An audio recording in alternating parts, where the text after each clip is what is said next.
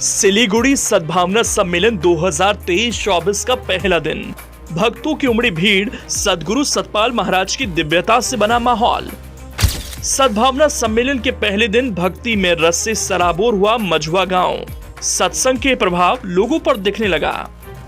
31 दिसंबर के दिन को सिलीगुड़ी के मझुआ गांव के लोग शायद ही भूल पाएंगे।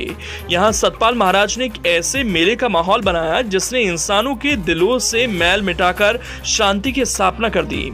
31 दिसंबर की सुबह 10 बजे से लेकर दोपहर 12 बजे तक परेड मैदान में सद्गुरु सतपाल महाराज और पूरे दिव्य परिवार की उपस्थिति में मानव सेवा दल का परेड, बाल सभा के बच्चों की ओर से अति सुंदर ड्रिल, बाल बालिकाओं ने अलग अलग सांस्कृतिक प्रोग्राम की प्रस्तुति की। भक्तों की भीड़ में अलग ही जोश और आनंद दिखने लगा। सुबह 10 बजे सद्भावना सम्मेलन के परेड मैदान में हजारों भक्तों की उपस्थिति में सद्गुरु सतपाल महाराज ने दिव्य परिवार की उपस्थिति में मानव सेवा दल का झंडा फहराया और मानव सेवा दल के तीनों मंडलों की ओर से दी गई परेड की सलामी ली।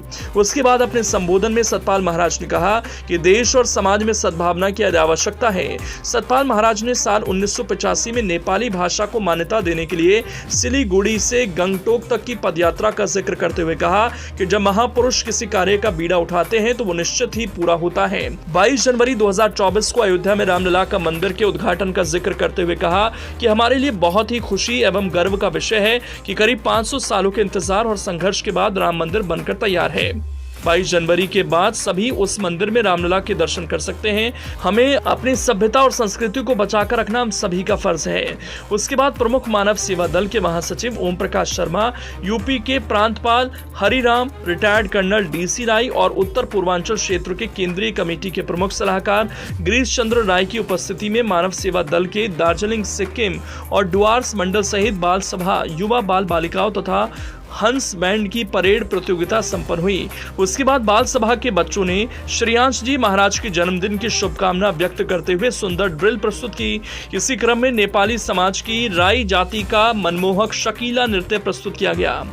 तत्पश्चात डुवार्स के कर्मठ कार्यकर्ता गौतम नाग के दिशा निर्देशन में सुंदर सादरी नृत्य प्रस्तुत किया गया। इसी प्रकार नेपाली और गोरखा समाज की बहुचर्चित खुखरी नृत्य प्रस्तुत किया गया। जयगांव तहसील के भक्तों द्वारा सनातन धर्म के लोगों द्वारा साल भर में मनाई जाने वाली 13 प्रमुख पर्व की सुंदर झांकी प्रस्तुत की गई। अंत में हंस बैंड की टीम ने अनिकेत राय की अगुवाई में सुंदर झांकी प्रस्तुत की।